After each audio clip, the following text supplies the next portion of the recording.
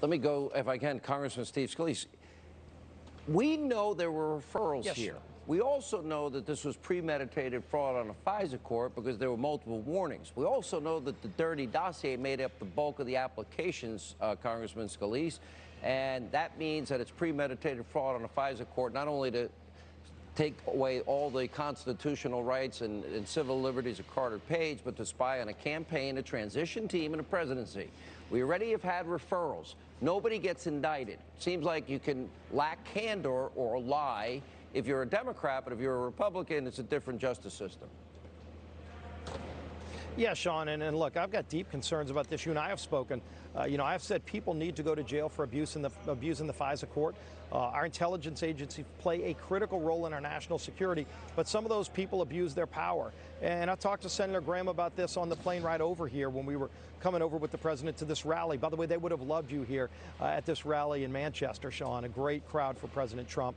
But one of the things we talked about was, especially the Durham report, and I think that's going to be critical to naming names.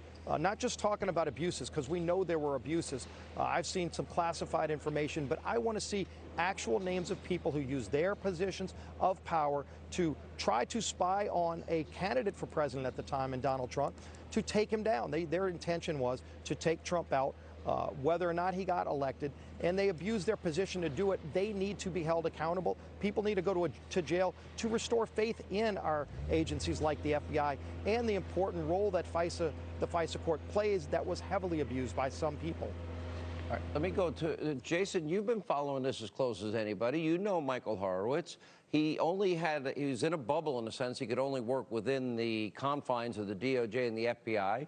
Doesn't have the ability to convene a grand jury or put forth indictments. We had referrals for lying, lack of candor. Horowitz, as it relates to Comey in a previous report, as it relates to McCabe and all these other people. Now, do you believe, as I do, that this is a slam dunk case, premeditated fraud on a FISA court using a dirty Clinton bought and paid for, phony, unverifiable, now debunked Russian dossier? Do you believe we get the indictments in this?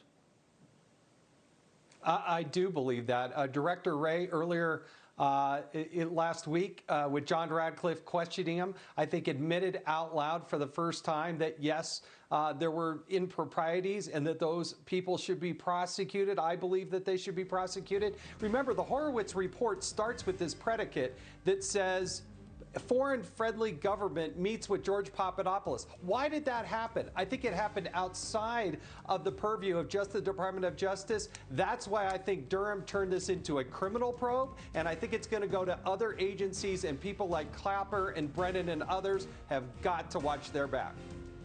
All right, guys, thank you all for being steadfast and following this up.